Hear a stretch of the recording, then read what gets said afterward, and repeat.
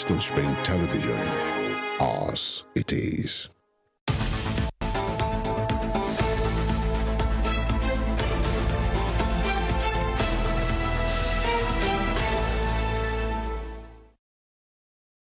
Thank God it is Friday. Good morning, Nigeria. Good morning, world. Femi Ojo is my name, as you already know, and I welcome you to today's program, Morning Spring, here at Western Spring Television, where we say it as it is. What we do here is to have critical conversations about issues of public importance, on any topic, issue, matter that is important to the Nigerian people and to the Nigerian state nationally or subnationally. Thank you for sticking with us all week, Monday through Friday. It's been a good one. Today promises to be very exciting and interesting as well, because the topic of discussion is the one that you don't want to miss, and is very consistent with what is happening right now. We first look at the headlines from the major dailies, and then we get talking. But then it is not just Femi Ojo. Evelyn is there. Of course. Salam alaikum. Wa alaikum salam. I hope I got that right. Of course, that's to all our Muslim viewers. That's right. All across the globe. Thank you for being such a wonderful companion. And to every other person around the world, thank you so much for always tuning in to Morning Spring every weekday. We appreciate you. My name is Evelyn Ohiolei, and a little something for you this morning.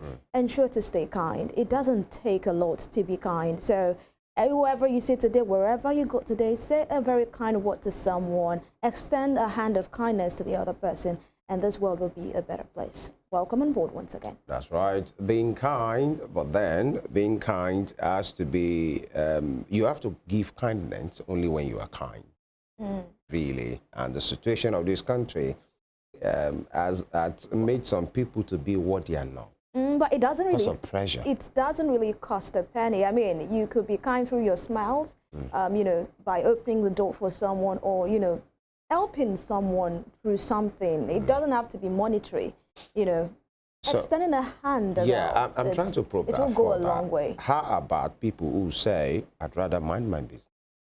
I won't cause pain to somebody, but I'd rather stay in my space. Then the person should be in the forest.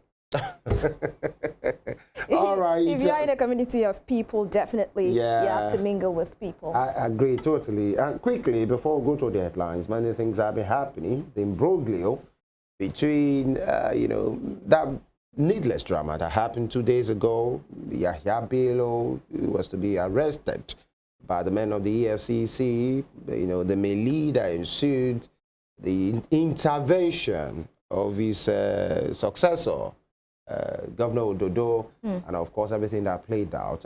We are going to have time for that in the course of the conversation, but something is going on somewhere, and that's at the Times Square in New York.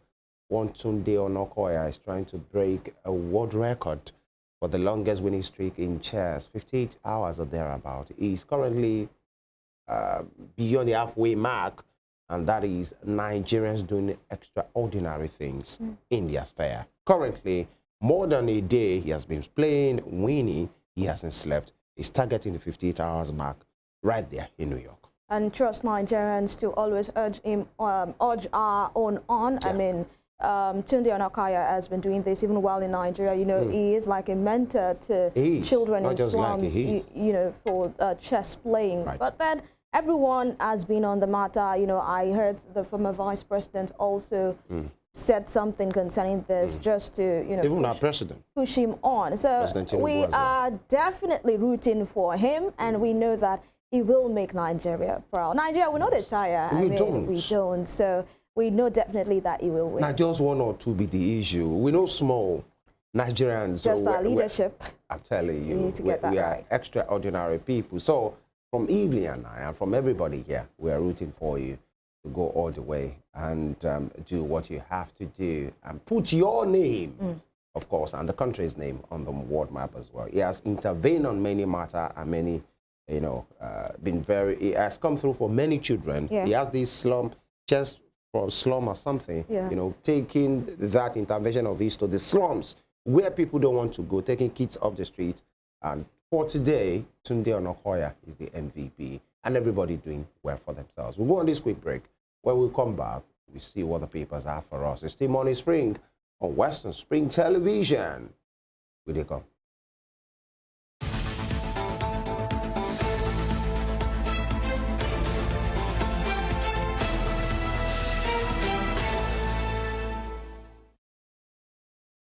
All right. I've just been questioned by Evelyn. Did you say you did come? Yes, I talk.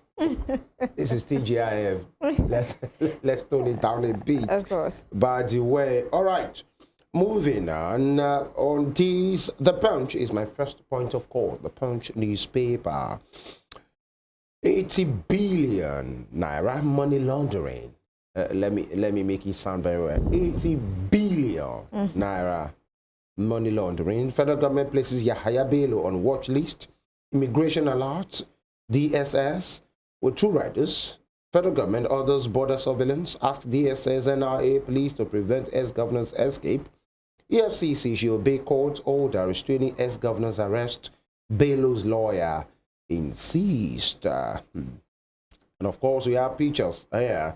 Ogun acquires 25 vans amongst Lagos Ibadan Expressway with drones. So you have the picture there of some, vehicles and surveillance drone. I think that's the way to go. And I hope it's not just only this drone that we have the picture here, so that we don't make a fuss about something, that should be usual by now. Not playing down the importance of having area surveillance, by the way. Lagos Calabar Highway, federal government panel to pay compensation within 10 days. Okay, 16 killed as Borno bus runs over ISWAP explosive. That's unfortunate.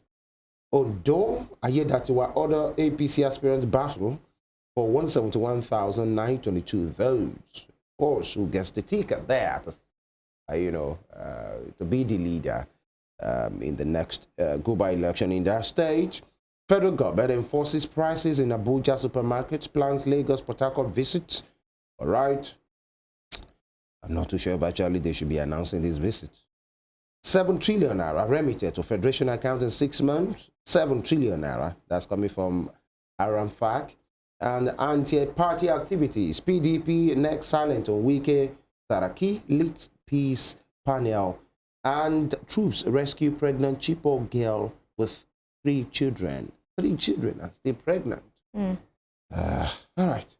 Ladeji Alabi is here. Ladeji, good morning. Thank you for joining us for this review. Yeah, good morning, Femi. Good morning, Evelyn. It's Ladeji. always a pleasure to be here. Right. Very quickly, 80 billion naira. You see my emphasis on that billion naira money laundering. Federal government has placed Yahaya Bello on watch list and immigration alerts. DSS, federal government orders border surveillance. And the lawyers of Yahaya Bello are saying, obeyed court order restraining you guys from arresting Yahaya Bello. By the way, we saw yesterday a picture from the Efcc declaring a 2-time governor, 8 years, wanted, just because, he wouldn't answer, invitation. This is where we have found ourselves, Ladeji. Well, if it is by my own courts, I will tell you Yahaya Bello is guilty as charged. Not by the court of the land. Because incidentally, we don't walk by that. Well, Exactly. Femi, it is because we fail to face reality most of the times, and we want to say not on the court. If you don't have anything to hide, why? Why not? If you don't have anything to, okay, so you have been alleged to have embezzled, laundered over 80 billion naira. If I don't have anything to hide, I will walk into EFCC office and clean myself up. So, but it is obvious that he has something to hide. That is why they invited you, did not come. And his what's the name Successor. of his cousin that he plays in government house could walk in and drove him out of EFCC presence. It shows, don't let us just keep deceiving ourselves in this country. Yeah. These guys are guilty. They are guilty. Because if you are not, Femi, we don't want I'm saying this, sentiment. it is my opinion. Only the courts can do that. Yes, I agree, only the courts can do that. Yeah. But I'm saying again that in the court of Public good feeling, no, it's not even public opinion. If you know you have not done anything wrong, of course it is in the right of the security agencies anti-money laundering agencies to invite you. They do that all the time. In Senate climes, you can be invited. Okay, we are investigating an issue. Could you please come to our office? If you don't have anything to hide, you go there and you come back. If you don't have it, but if they still feel they have to question you, they can tell you, okay, we might be keeping you for a couple of days. Okay, you have to go home and come back when we need to. See, when they invited the chairman board of trustee of FIJ, she went there with her lawyer and she came back. So I don't know why Yahaya Bello, you are a former governor, for crying out loud, and now you have been placed on wanted list. You are wanted now. You soon become a fugitive because you'll be running a skater. And I don't know why you are running, just like the joke that goes around Murife. Don't run. Why are you running? Right. So why is he running when he knows he has not committed any crime? If he truly have not committed any crime, turn yourself in. Now it has gone to the level that, it has gotten to the level that the IGP has retrieved all the police around him. The NIA, the DSS, immigration the agencies have been placed on alert. It shows there is something he's hiding. So I think the federal government and the Efcc, if they really want to push it through, do everything to pick Yahaya Bello up. If you take him to court and he's not found guilty, good for him. But if he is found guilty, then make an example of him. I think it is high time we need to let political leaders know that, say, whatever you do during the time you are in government, somebody is watching. It has happened in other countries. Look at Brazil. A former president has done jail time, not because they hated him, but because of the atrocity he committed in government. So that you have immunity while you are in government doesn't mean you have immunity till Jesus comes. All right. Right. That is what the Punch has for us. All right. From the Punch, we move over to Delhi Independent for today. On Delhi Independent, focuses, on the PDP NEC meeting. Says relief for embattled Damagum as Wike's camp chooses Atiku's party to resolve leadership tussle in August and September. Damagum explains why he survived coup d'etat. BOT says litigations in pending solutions to leadership crisis, and PDP asks Tinubu to reject economic team to reposition economy. All that is on page 29 of the Delhi Independent newspaper for today, and why Tinubu deliberately put Northerners in key places by Ribadu. And presidency behind Ganduja's travels. Presidency behind Ganduja's travels. Kano APC spokesperson speaks. And alleged 4 billion naira fraud, you must face trial. Court tells former Anambra Governor Obiano. Tinubu moves to overhaul education sector, orders census of schools. And, that picture we had earlier in the Punch newspaper, we can also find that on Daily Independent newspaper. That's the governor of Ogun State, Dakpo Abiodun, commissioning the surveillance system, the vans and also drones right there in Ogun State. EFCC's charge. Court fixes April 23rd for ruling on substituted service on Yahaya Bello. With no hand in Ganduja's travels, says NNPP as party reveals readiness to contest Ondo Edo Guba polls, insist it is not a trade-in place for Tinubu in 2027. The bottom strip in red. Troops neutralize 192 terrorists, apprehend 341 in 1 week. This is according to DHQ. JAMB empowers CBT owners to arrest parent found near exam hall as exercise set to kick off nationwide. And lastly, from Delhi Independent newspaper, do not desecrate courts while fighting corruption.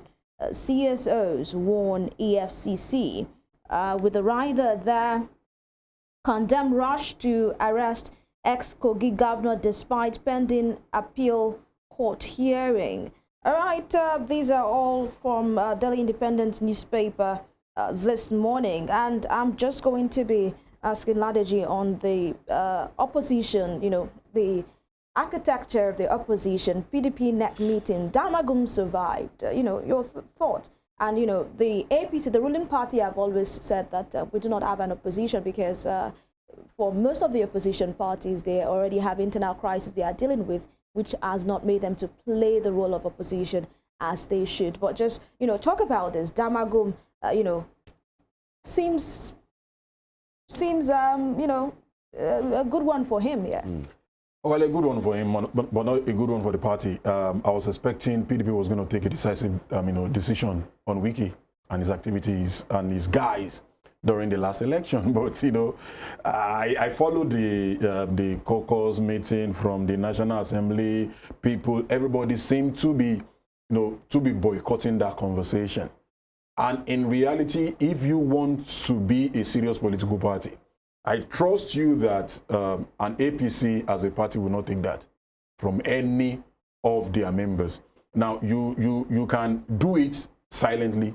You can support another candidate silently in the APC, but openly come out and say, okay, this is the candidate of my party. I will work against him. I will do everything against him, and you go scot-free. It can't happen in APC.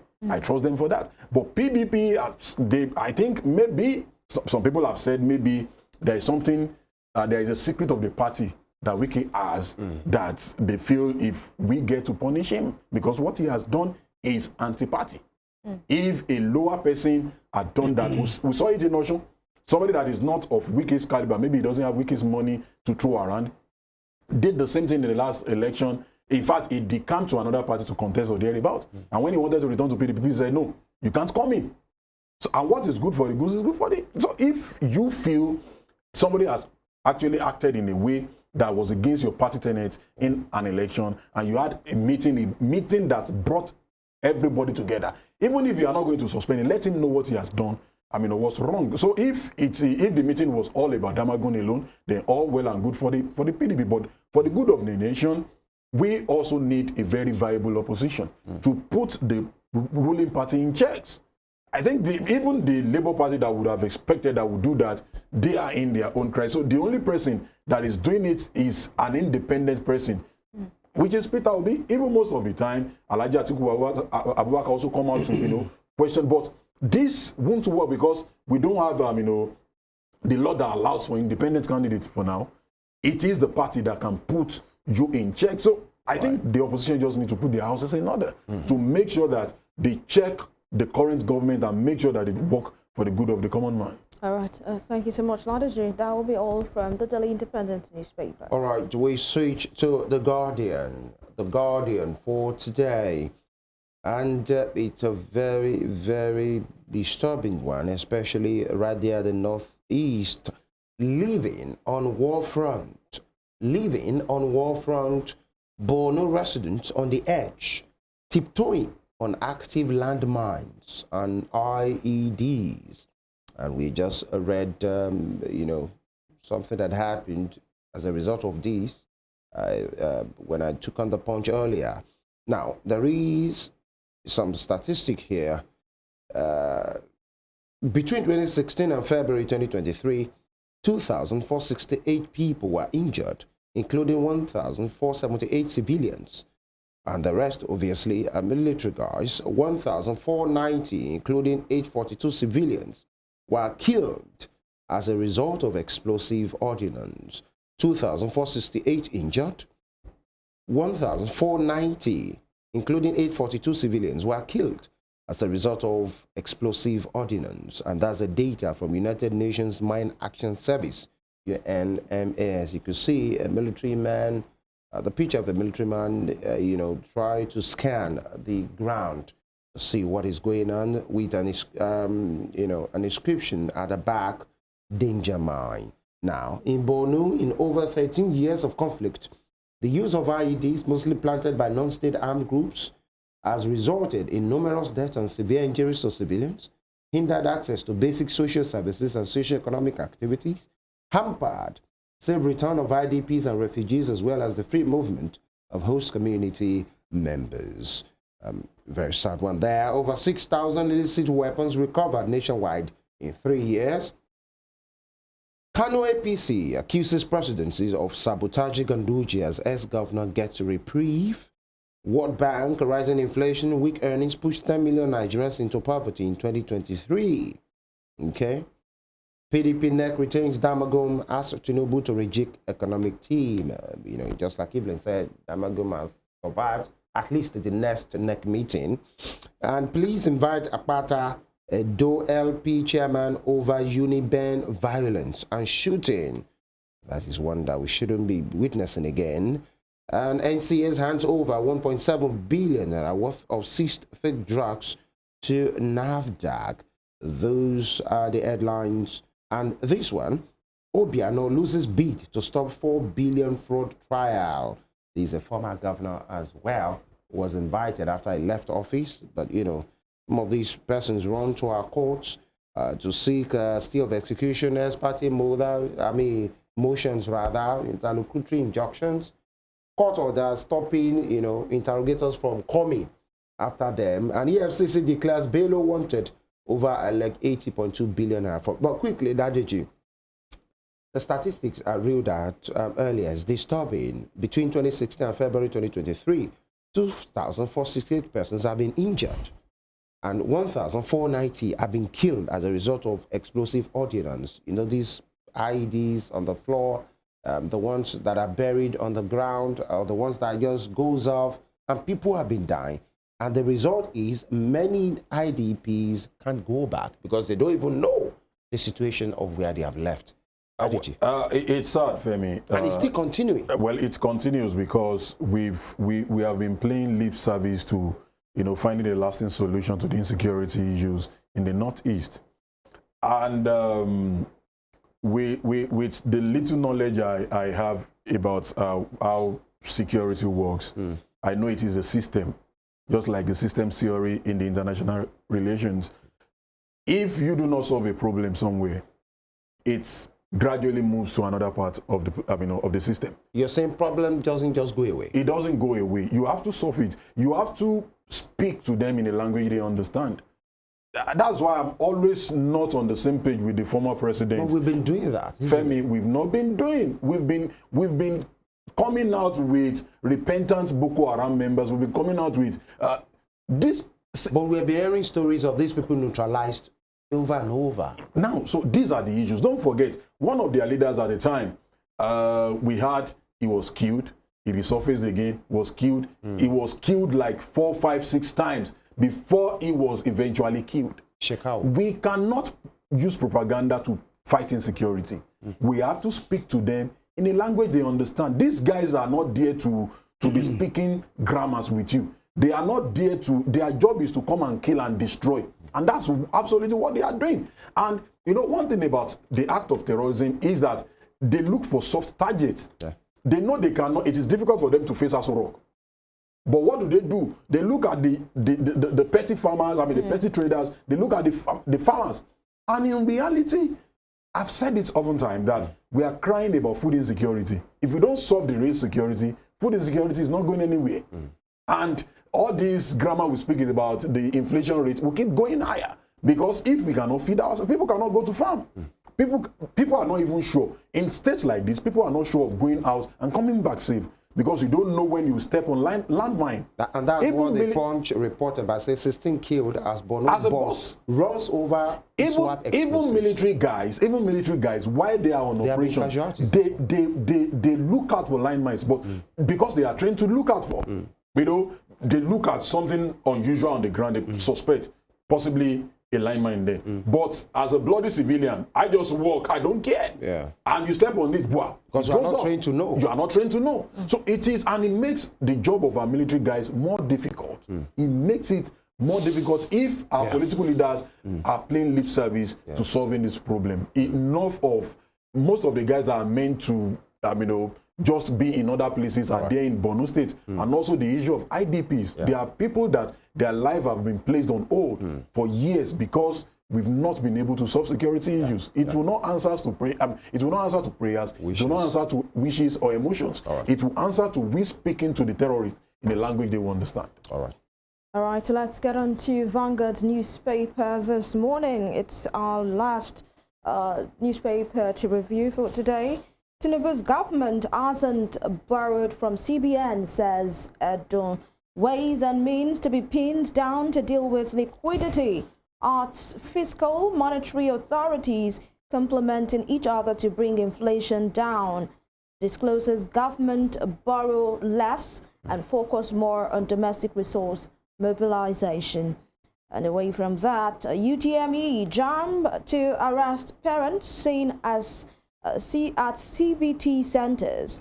An APC court halts Ganduje's suspension.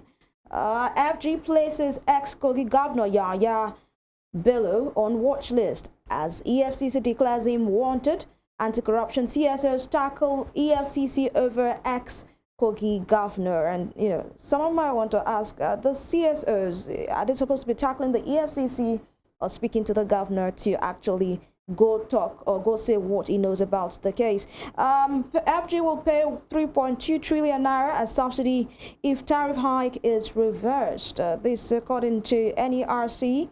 Poor production. All minister CDS vow to curb all theft in Niger Delta. And Crystal Palace set eyes on Lukman to be Forbes scored. This is from the world of sports. Still on Vanguard, Nigeria's sovereign wealth funds grows by 119% to 2.258 trillion naira. Agitation for Yoruba nation laughable. Defense headquarters says, and over 1,000 students, educators abducted, killed in Nigeria. This is according to UNICEF. And Wike triumphs as PDP NEC endorses Damagum-led NWC. And just for the laughs, Mr. and Mrs. The man is a member of board of directors. He smiled at you and gave you an envelope filled with money. Are you sure it's not a Greek gift? Greek? No, it's American. The envelope contains American dollars. Amazing. All right, that's between Mr. and Mrs. there. Let's just move over to Ladeji Alabi. I'd like your take on this agitation for Yoruba nation. The defense headquarters have called it laughable, but some people will say they are within their rights to actually agitate for you know, for their own nation if they do it within the legal means. Your thoughts on this? It's funny that what stuff that are not funny, we make them funny in Nigeria. The defense headquarters should not see it as a funny issue. Even if there are issues that you should handle, I think the best thing for them is to look deeper. You know, as normal citizens, people look on the surface. But military guys with their intelligence should be able to look, what is the root cause of this? Now, yes, you are right. People have in fact, is that part of their scope of reference? Why should the military be bothered about your agitation? Now, so you've just asked a question that will lead me to asking you a question. Why should they be bothered with people because their job description is to defend the country against external aggression? So why are they bothered about people agitating? That should be the job of the police, DSS possibly, because DSS works on national and state security. Yeah. So why should the military also bother themselves? If, as a matter of fact, they are not external aggression. They are people from within. That's internal aggression. Internal aggression. So now, but it is within people's right to agitate. And don't let me deceive you also. It has happened. There has been agitation from the northern part at the time. There has been agitation on the IPOB in the southeast. We have the Niger Delta, whatever, at the time. And now these people, however, the routes these people follow most times are not legal. Like I mentioned the last time we spoke about this, even in Spain, it is happening. The Catalonia region want to secede from Spain, but they have ways and means through which they are taking their case. So, if you are seeking for a Yoruba nation, in reality, who are you to speak for the Yoruba? Are you a majority among the Yoruba people? So, even if you want to seek for that, there are ways and means through which you can. So, and it must be something that everybody come together and have a referendum. Okay, we want the Yoruba nation to go a separate way. We want the IPOB to go their separate way. We want the Arewa to go their separate way. Then we cannot agree that. But if you want to take it, you are going forcefully to a government office to go and take over, to hoist your flag. That's the terrorism act. All right. Thank you so much, Ladeji Alabi, for your submissions today. We really do appreciate you. And have yourself a beautiful weekend. All right, people, we take a pause now. When we come back, we will speak to issues properly. Do not go anywhere. Morning Spring will be right back.